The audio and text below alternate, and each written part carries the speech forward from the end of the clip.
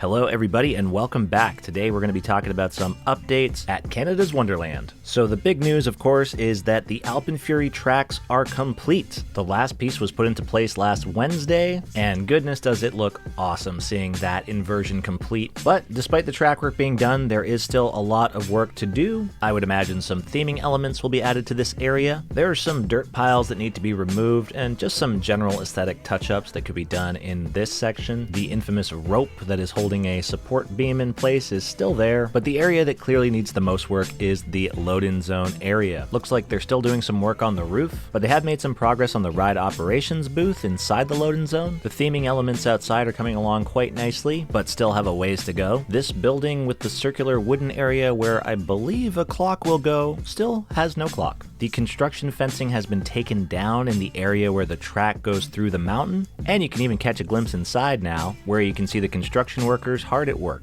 They've also put up this wooden fence around the section, which goes quite well with the theming of the area. Speaking of fences, they've also moved back the construction fences outside of Wonder Mountain's Guardian, and with these fences removed, you're now able to use the path to walk into the international showplace. And it's super cool that you can do that now because you can get an up-close and personal look at this area of the tracks for AlpenFury. I'm guessing they'll put some netting underneath the tracks when the ride's operational so loose articles don't fall down and hit people, because this section of the track is literally only a few meters above people's heads. In other park updates, last week some rides were closed due to high winds, but thankfully Drop Tower, Skyhawk, and Windseeker are all back in action. Alright, let's talk about the event that's going on right now, the Food and Wine Festival. And this event is running every weekend from June 6th to June 22nd. And it is super cool with a variety of foods and wines from various wineries across Ontario. You got red wines, white wines, Pinot Grigio, Chardonnays, all that good stuff. And if there's one thing you gotta try, it's the frozen wine slush. A little pricey at $13.99, but trust me, it's worth every penny.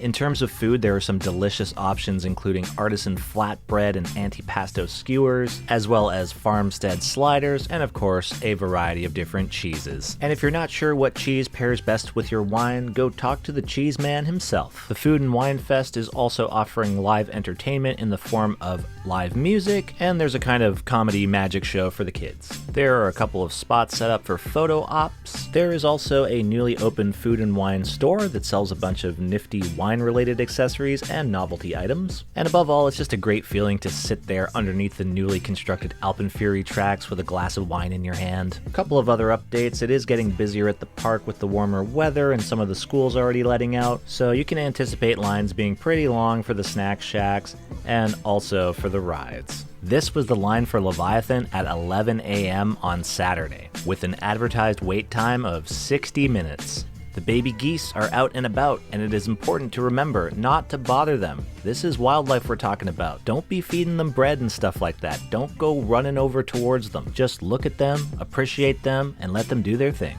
Well, those are all the updates I have for you today. Remember to like and subscribe for more, and thanks for watching.